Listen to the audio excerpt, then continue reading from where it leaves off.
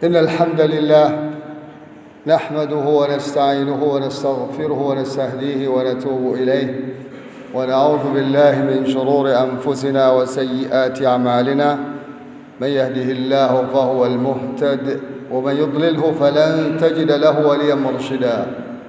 أشهد أن لا إله إلا الله وحده لا شريك له وأشهد أن محمدا عبده ورسوله بلغ الرسالة وأدى الأمانة ونصح للأمة وتركنا على محجة البيضاء ليلها كنهارها لا يزغ عنها إلا هلك. اللهم صل وسلم على نبينا الكريم محمد بن عبد الله أرسله الله رحمة للعالمين.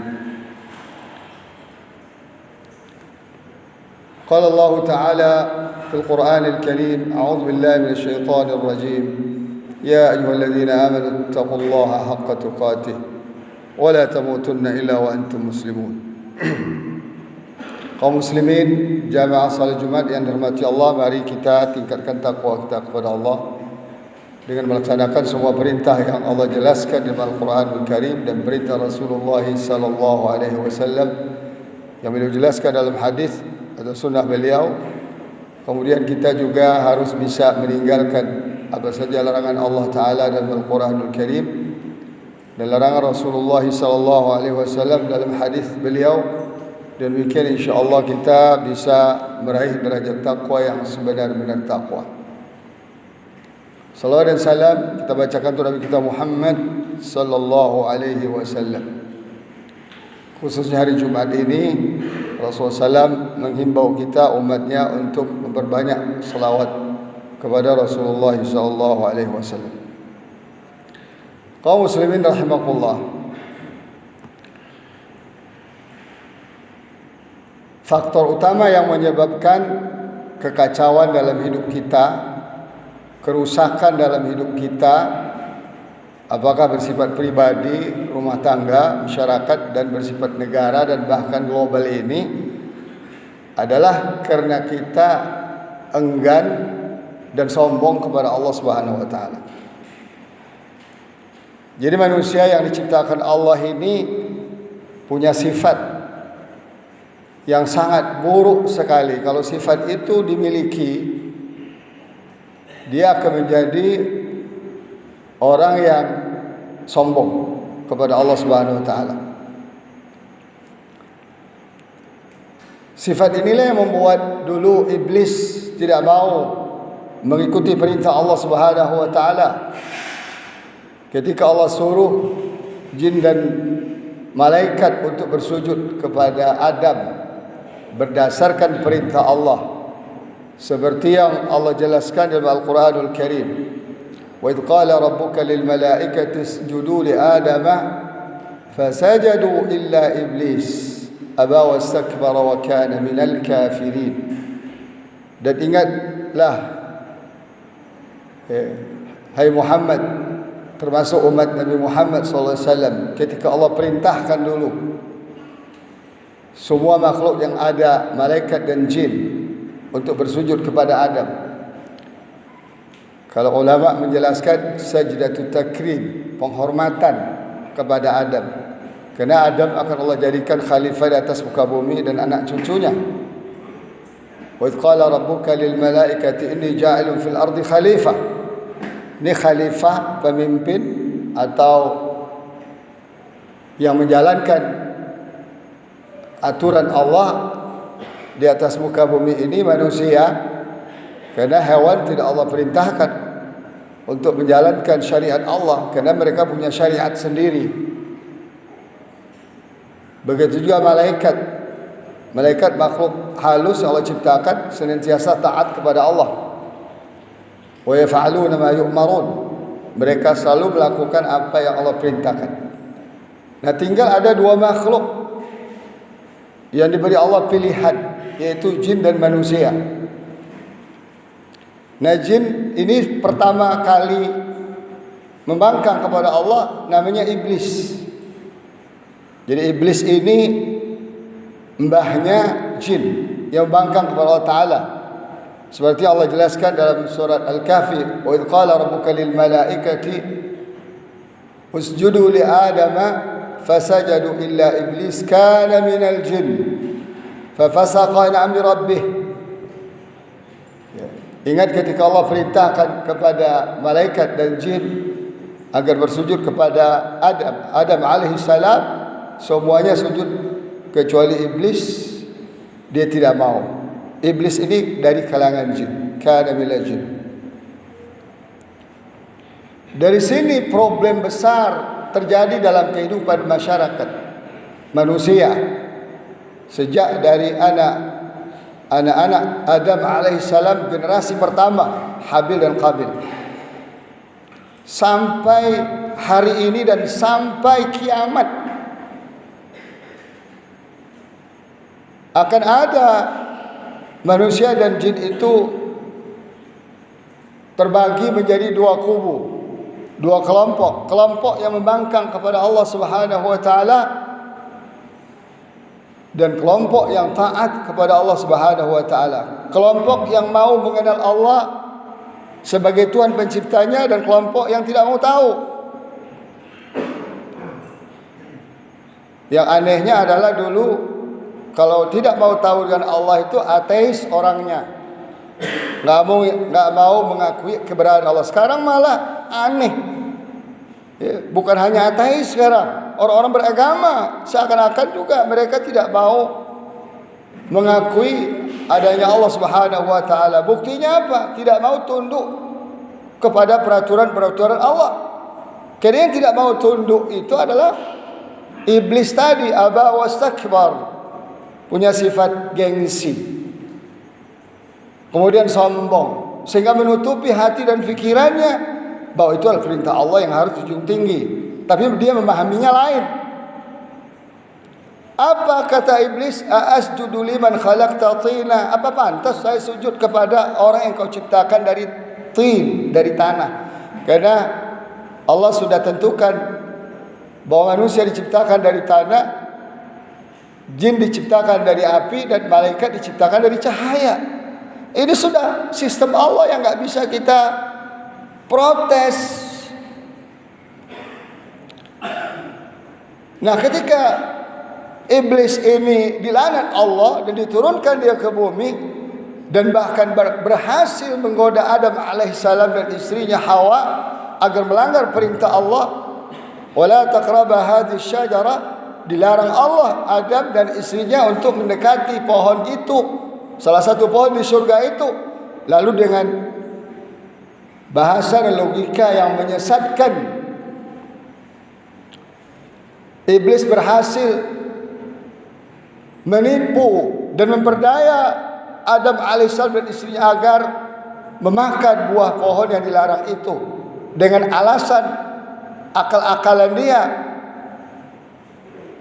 Dia bertanya kepada Adam, tahu enggak kamu kenapa Allah larang itu? Ya, Adam sebagai seorang makhluk Allah, ya enggak tahu, pokoknya Allah larang ya tinggalkan. Yang Allah perintahkan jalankan.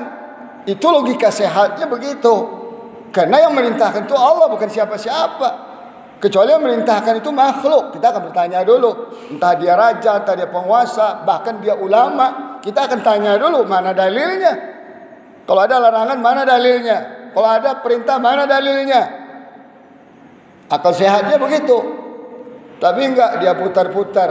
Tahu enggak kamu kenapa Allah larang? Agar kamu tidak bisa menjadi malaikat. Bohong, dia buat dalil bohong. Logika bohong dia bangun. Kemudian agar kamu tidak kekal di surga ini.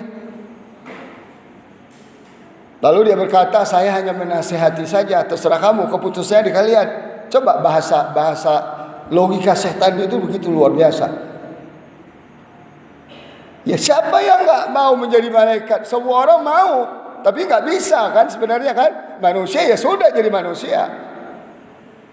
Jin ya jadi jin, hewan ya jadi hewan.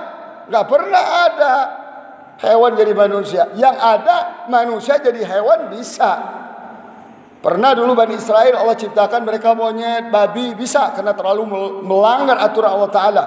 Sekarang mungkin fisik enggak, kelakuan jadi monyet, jadi babi.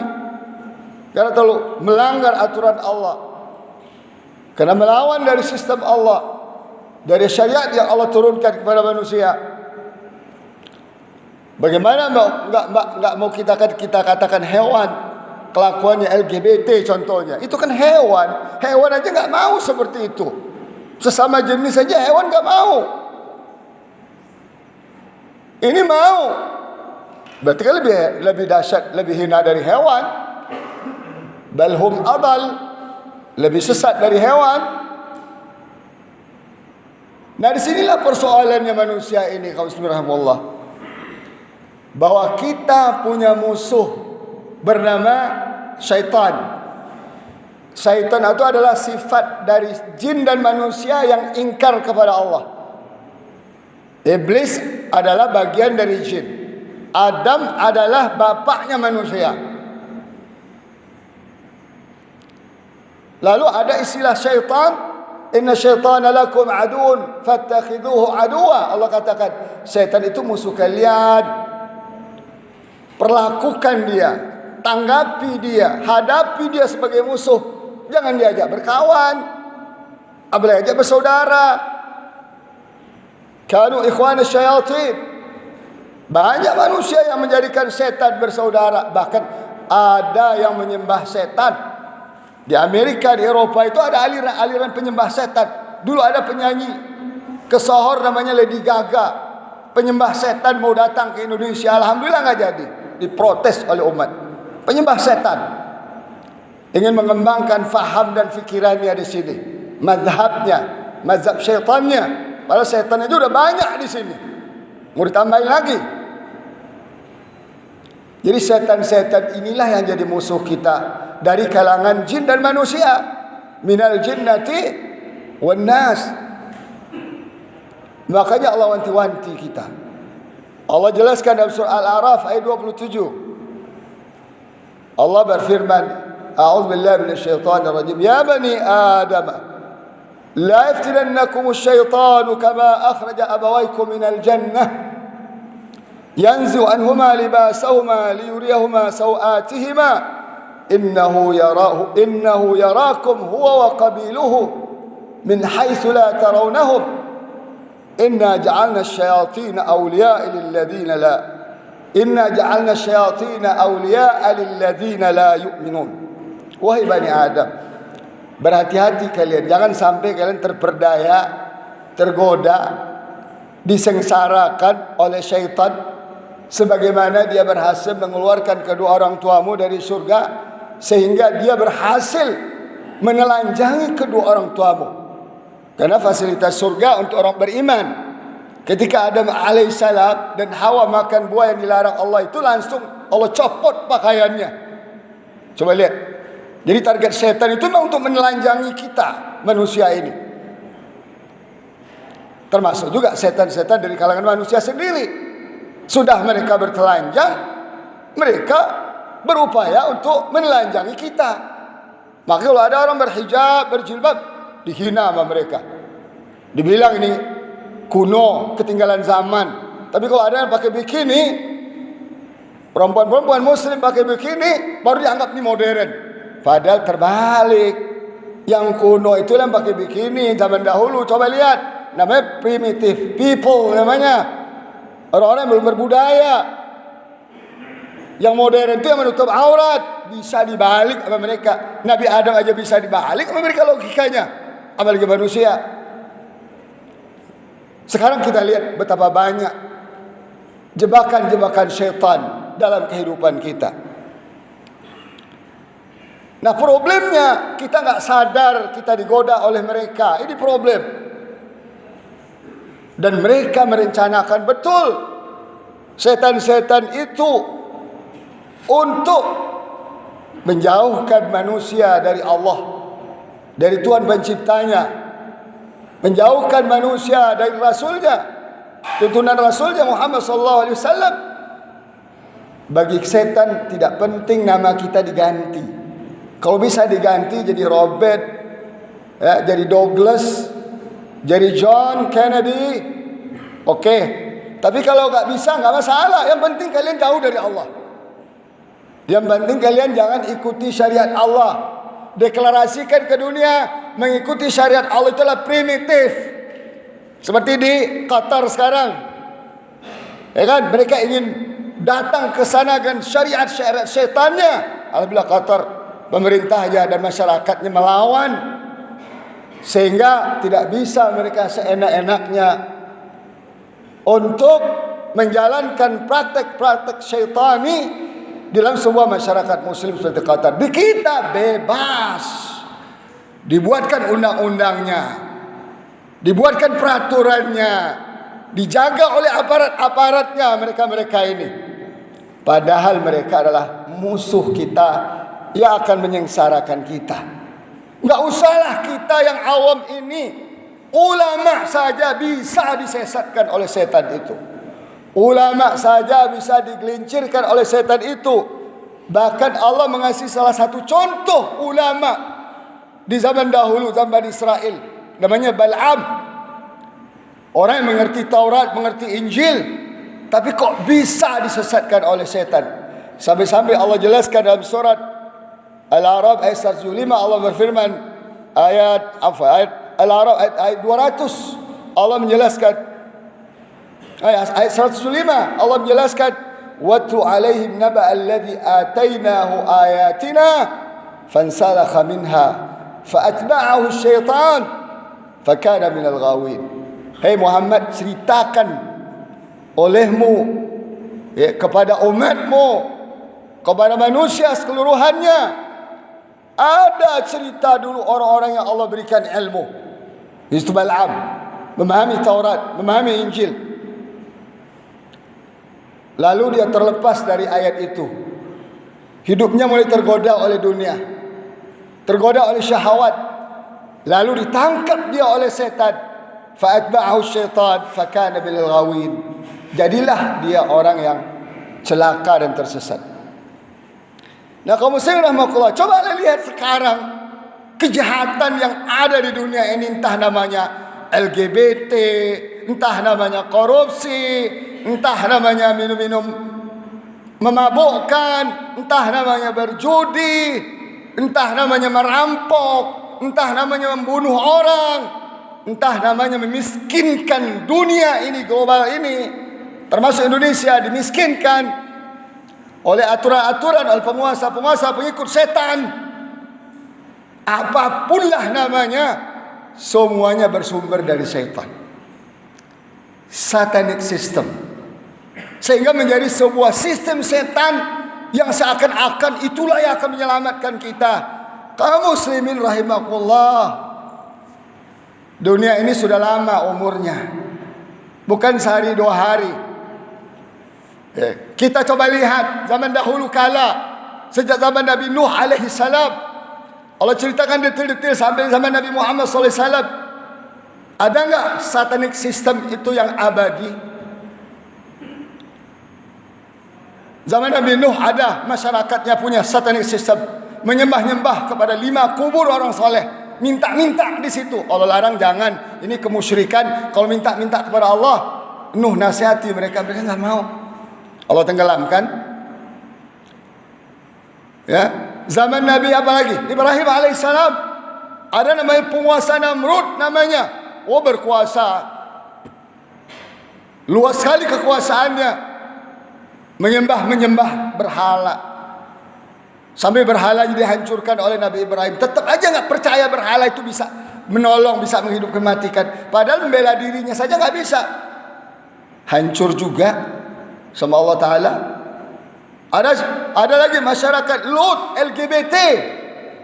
Masyarakat LGBT Allah kuburkan, Allah kirimkan batu-batu panas, Allah ledakkan gunung atau kirim dari neraka batu panas sampai mengena setiap orang. Ada mereknya. Habis mereka negeri Sodom. Ada kaum Syuaib. Kaum Syuaib ini kaum yang curang dalam berekonomi dan berbisnis, curang dalam timbangan dan ukuran. Seperti sekarang ini, dahsyat kecurangan-kecurangan itu terjadi dalam, apakah itu swasta, apakah itu negeri, semua curang dalam menjalankan proyek-proyek. Dimerap 300%, Bahkan ada yang lebih dari 300%. Kereta api cepat dan sebagainya itu. Meraknya gila-gilaan. Yang bayar rakyat curang. Allah hancurkan Nabi Syuaib, masyarakat Nabi Syuaib, kaumnya. Ada kaum Nabi Saleh, sama juga kaum Thamud. Allah hancurkan juga kaum Ad. Bahkan ada Fir'aun yang sudah 3 abad di zaman Nabi Musa alaihissalam berkuasa, Allah hancurkan juga. Allah tenggelamkan ke laut. Enggak ada yang tersisa dari Fir'aun dan bala tentaranya. Kemudian zaman Nabi Isa alaihissalam juga begitu, Allah hancurkan.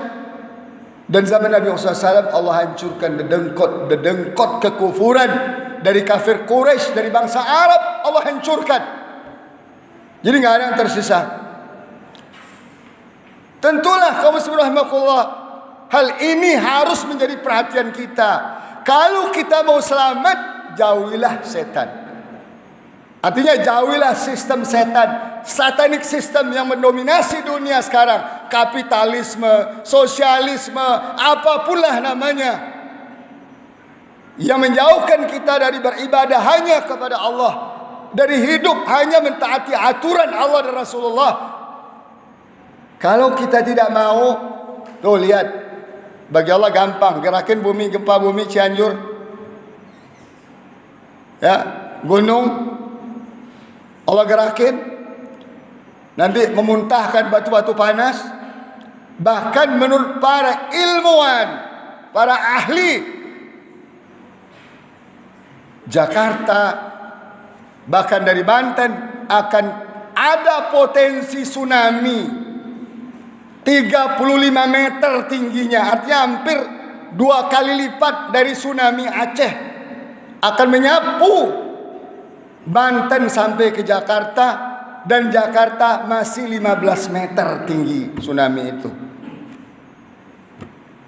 Belumkah kita sadar bahwa yang berkuasa ini Allah Ta'ala, dan Allah tidak akan diam apabila dia disekutukan oleh makhluknya manusia. Nggak ada urusan, entah itu Indonesia, Amerika, New York, nggak ada urusan bagi Allah Ta'ala. Entah namanya Muhammad atau Douglas atau John, nggak ada urusan bagi Allah. Selama dia menyekutukan Allah, selama dia menjalankan sistem-sistem setan dalam kehidupan pribadi, rumah tangga, masyarakat, negara, bagi Allah nggak ada masalah. Allah akan hancurkan. Termasuk kita yang sering ke masjid, kita akan kena malapetakannya. Makanya Allah wanti-wanti, ya, wattaqu fitnatan la tusibanna alladhina zalamu minkum khassah. Hati-hati, jauhi musibah, kesulitan, krisis yang tidak hanya menimpa orang-orang yang zalim saja,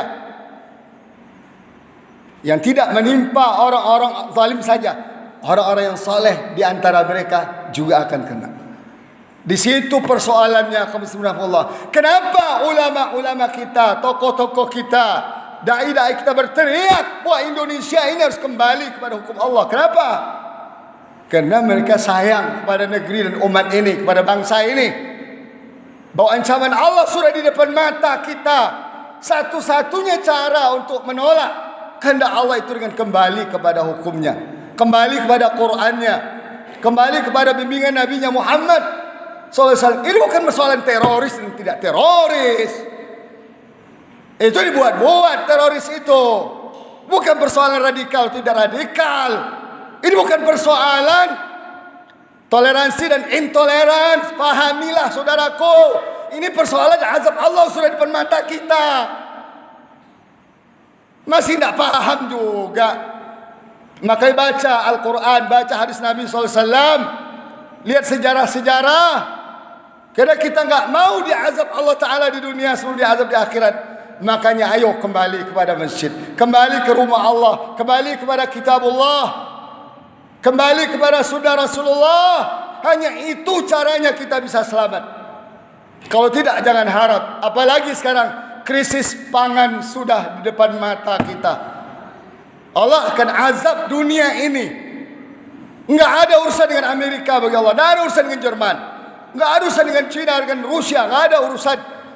Karena semua itu makhluk Allah Ta'ala. Nggak ada urusan dengan kita yang sudah ngaku muslim, ngaku umat Nabi Muhammad SAW. Ketika Allah melihat kita menyimpang dan terus menerus menyimpang dan terus menerus memusuhi agamanya, terus menerus memusuhi ulama, terus memusuhi kaum muslimin, Allah pasti turunkan azab. Alam tara kaifa fa'ala rabbuka bi'ad. Maka Allah katakan, tidakkah kamu perhatikan bagaimana Allah tindak kaum Ad? Iram dzatil imad, kaum Iram yang punya bangunan-bangunan tinggi. Allati lam yukhlaq mithluha fil bilad, yang belum pernah ada sepanjang bumi ini ada. Wa thamud alladzina jabu as-sakhra bil wad, kaum Samud yang bisa merekayasa batu-batu besar, gunung-gunung batu menjadi istana-istana. Wa fir'auna dzil autad, Fir'aun yang punya kekuatan militer, punya kekuatan ekonomi, punya kekuatan tukang sihir. Alladzina taghaw fil bilad, mereka melakukan kerusakan di atas muka bumi. Fa aktsaru fiha al fasad, berbanyak-banyak melakukan kerusakan. Fa sabba alaihim rabbuka sawta adzab, lalu Allah turunkan, Allah timpakan kepada mereka cemeti azab. Inna rabbaka labil mirsad, karena Allah itu selalu memonitor. Nah, oleh karena itu kaum muslimin rahimakumullah, mari kita segera kembali kepada Allah, segera kembali kepada Rasulullah, segera kembali kepada rumah Allah. Ini kadang ke rumah Allah masih kosong seperti ini. Kemana kita datang kerja ke rumah Allah setelah khatib dan mau selesai khutbah pertamanya? Tentu tidak dicatat Allah lagi, karena salat Jumat itu patokannya adalah sebelum azan atau sebelum imam naik mimbar. Kau datang ke masjid setelah imam naik mimbar, Allah nak catat lagi. Percuma kita datang. Mari kita bangun kesadaran ini untuk keselamatan kita, agar kita enggak dimurkai Allah, untuk kebaikan kita, agar kita enggak diazab Allah. Kalaupun nanti kita kena azab fitnah, bukan karena kita, kena orang lain. Dan kita bagian dari orang-orang yang saleh yang terkena azab oleh para pengikut setan itu. Nah, kita berdoa kepada Allah Subhanahu wa taala ini hari Jumat, apalagi setelah asar nanti. Ayo berdoa kita, Allahumma hdina fi man hadait, wa afina fi man afait, wa tawallana fi man tawallait, wa barik lana fi ma atait, wa qina bi rahmatika syarra ma qadait. Innaka taqdi wa la yuqda alaik, innahu la yadhillu man walait wa la yu'izzu man adait. Tabarakta rabbana wa ta'alait, falakal hamdu ala ma qadait. Nastaghfiruka wa natubu ilaik. Barakallahu li wa lakum fil Qur'anil azim, wa nafa'ani wa iyyakum bima fihi min al-ayati wa dhikril hakim. Fataqabbal minni wa minkum tilawatahu, innahu huwas samiul alim.